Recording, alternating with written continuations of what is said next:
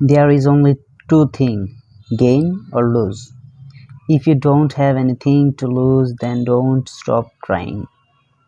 Or if you had something but you lost it, then keep this in mind that it was not for you. So, conclusion is that never stop trying. Maybe the puzzle of life is difficult, but when you solve this, you can find it more beautiful. Moreover, if you get everything without hard work, there is no fun or happiness on this.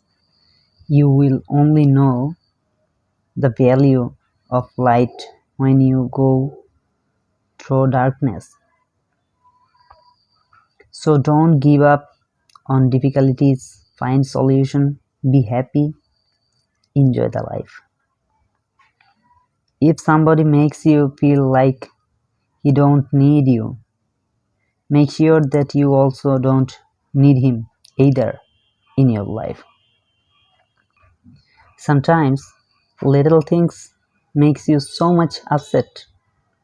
You also know it's just a small matter that should not bother you, but you can't help it.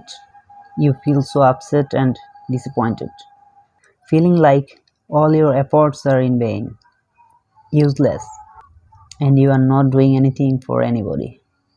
Moreover, you can't even explain your feelings, why you are not feeling well. Isn't it painful?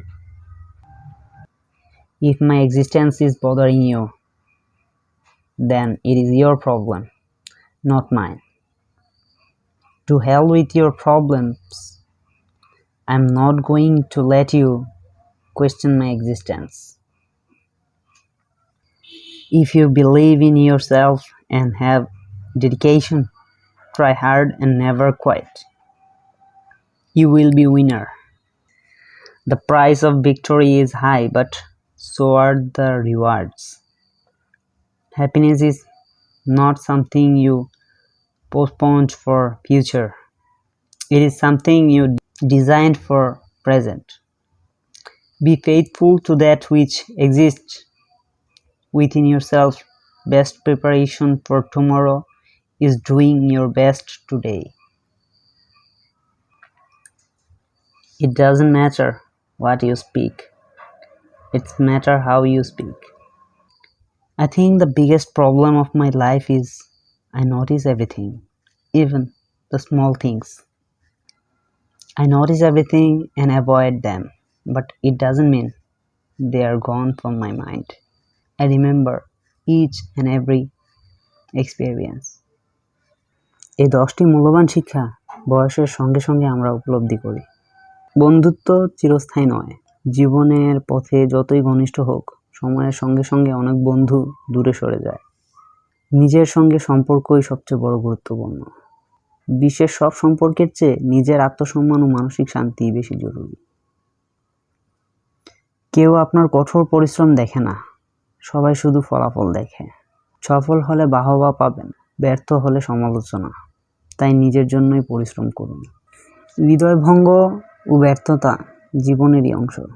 এগুলো এড়ানো সম্ভব নয়, বরং এগুলো থেকেই শেখার চেষ্টা করতে হবে। বাড়ির মতো আপন কোনো জায়গা নাই। দুনিয়ার যেখানেই যান, শেষমেশ মানসিক শান্তির ঠিকানা একটাই, নিজের ঘর। পরিবার ও অর্থই সবচেয়ে বেশি গুরুত্বপূর্ণ। বন্ধু বান্ধব, গ্ল্যামার বা সামাজিক মর্যাদা সবই ক্ষণস্থায়ী, কিন্তু পরিবার ও অর্থ আপনাকে দীর্ঘমেয়াদে আগলে রাখে। বই সত্যিকার বন্ধু। বই কখনো প্রতারণা করে না, বরং জ্ঞানের আলো দিয়ে পথ দেখায়। শারীরিক ব্যায়াম চাপ কমায়, শুধু ফিটনেসের জন্যই নয়, মানসিক প্রশান্তির জন্যও ব্যায়াম জরুরি। অনুশোচনা ও কান্নায় সময় নষ্ট করে লাভ নেই। যা হয়ে গেছে তা আর ফিরে আসবে না। সামনে এগিয়ে যাওয়াই একমাত্র উপায়। আজ যা চাইছেন, কাল হয়তো তা মূল্যই থাকবে না। মানুষের ইচ্ছা ও চাহিদা বদলায়, তাই সাময়িক আবেগের বশে সিদ্ধান্ত না নেওয়াই ভালো। আপনার সিদ্ধান্তই আপনার জীবন গড়ে দেয়, ভাগ্য নয়। ভাগ্য সবসময় নির্ধারিত নয়, বরং আপনার নেওয়া সিদ্ধান্তগুলোই ভবিষ্যৎ তৈরি করে। শৈশবই জীবনের সেরা সময়। দায়িত্বহীন নির্মল আনন্দের সেই দিনগুলো আর কখনোই ফিরে আসে না। মানুষ অবহেলায় হারিয়ে গেলে আর ফিরে আসে না। এই কথাটি শুধু একটি সাধারণ বাক্য নয়, বরং এটি জীবনের একটি গভীর সত্যকে প্রকাশ করে। মানুষের হৃদয় অত্যন্ত সূক্ষ্ম এবং সংবেদনশীল। যখন কাউকে অবহেলা বা উপেক্ষা করা হয়, তখন তার মনে এক ধরনের আঘাত লাগে, যা সময়ের সাথে সাথে গভীর হয়। সেই আঘাত শব্দহীন, কিন্তু এর প্রভাব অপরিসীম।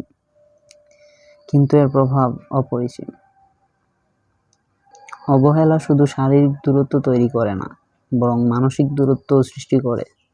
একজন মানুষ যখন বুঝতে পারে যে তার উপস্থিতি বা অনুভূতির কোনো মূল্য নেই, তখন সে ধীরে ধীরে নিজেকে গুটিয়ে নেয়। সে হয়তো তখনও সামনে থাকে, কিন্তু তার হৃদয় আর আগের মতো থাকে না। সেই ফাঁকা জায়গাটি পূরণ করা কঠিন, কারণ অবহেলার ক্ষত সময়ের সাথে শুকায় না, বরং আরও গভীর হয়।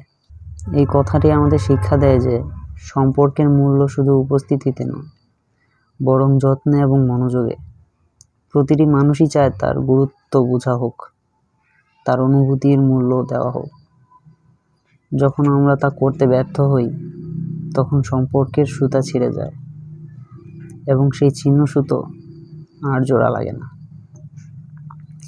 অতএব এই কথাটি আমাদের সচেতন করে যে মানুষের হৃদয়ের মূল্য বুঝতে হবে, তাদের প্রতি যত্নশীল হতে হবে।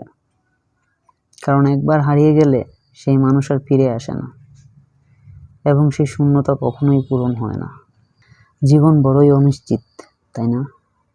জীবনের এত পরিকল্পনা, এত ভাবনা, এত চিন্তা করে কি কিছু হয়? কিছু কিছু পরিকল্পনা তো জোয়ার ভাটার মতন। আমরা কেউ কখনো বলতে পারি না আমাদের পরবর্তী সময়টা কেমন কাটবে, কিভাবে কাটবে। জীবন আসলেই খুবই সংক্ষিপ্ত। কখন কি হবে কেউ জানে না। আমরা যত পরিকল্পনাই করি না কেন, সময়ের স্রোতে সব বদলে যায় এক মুহূর্তেই। এই অনিশ্চয়তাই হয়তো জীবনকে রহস্যময় করে তোলে। কেউ জানে না আগামীকাল কি অপেক্ষা করছে, সুখ নাকি দুঃখ।